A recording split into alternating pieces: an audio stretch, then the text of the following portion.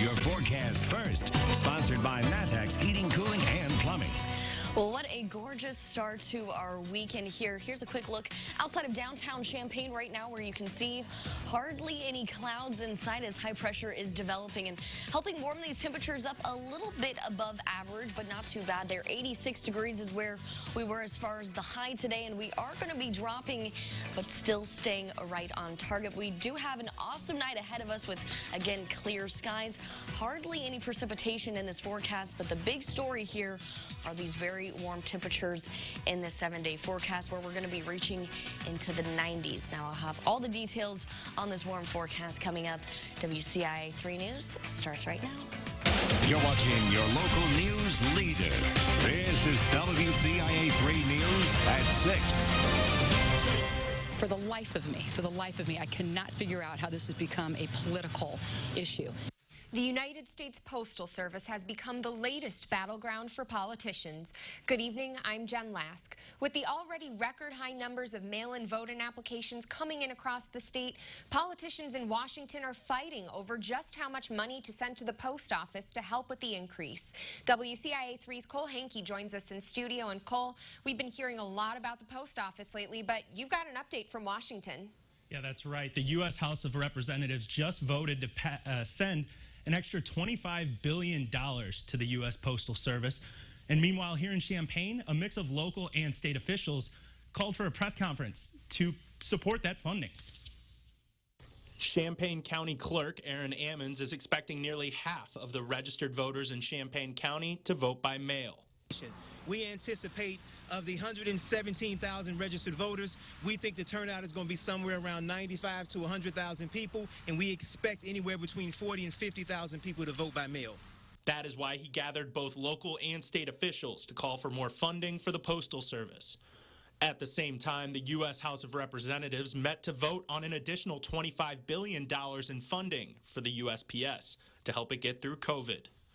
Democrats are attacking President Trump and the Trump-appointed Postmaster General for what they view as attacks on mail-in voting to suppress the vote in the coming election.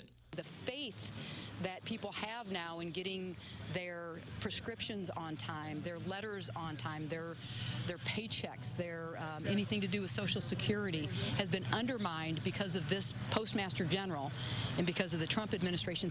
But Congressman Rodney Davis sees these attacks as political opportunism. He called the claims that the Postal Service is not delivering essentials like medicines and Social Security checks on time a, quote, conspiracy that doesn't exist.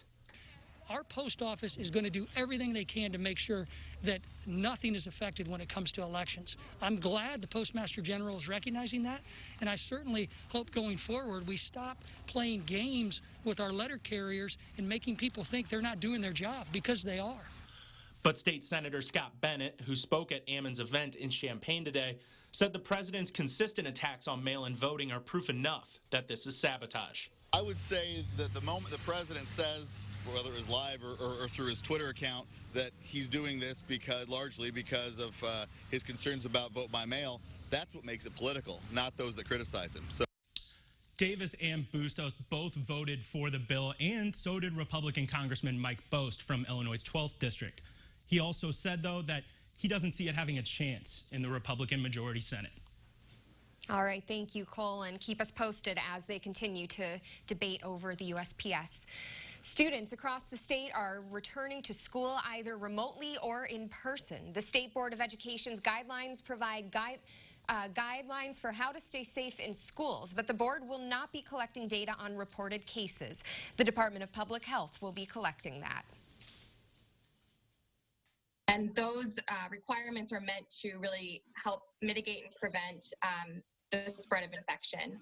We do recommend strong partnerships with the Department of Public Health and the local public health department to inform decisions that are made at the local level. If a student or staff member is absent one day, schools are required to request specific symptoms from the person so they can advise them on whether or not to return to the classroom. The Illinois Department of Public Health is announcing more than 2,300 new cases of COVID-19. That's the highest number of daily cases since May. Officials are also reporting 17 more deaths, and that brings the state's total to more than 218,000 cases and nearly 7,900 deaths. Illinois set a daily testing record record in the past 24 hours with more than 56,000 tests.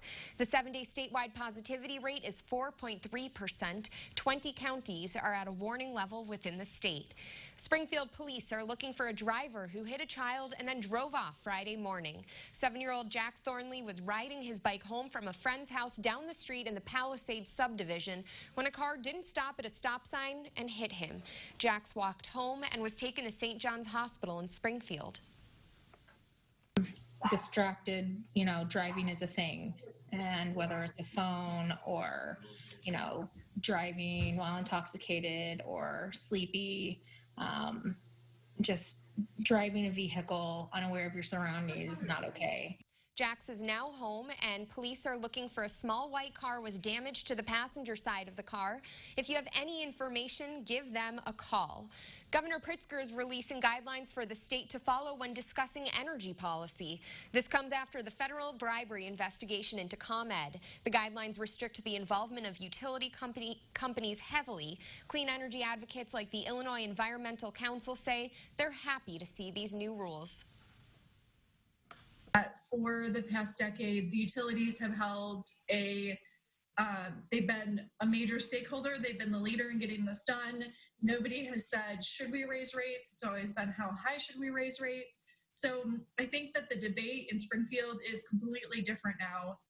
The IEC is a part of a coalition pushing the Clean Energy Jobs Act. Advocates just revamped the policy, also giving utility companies less perks as the state moves towards its clean energy goals.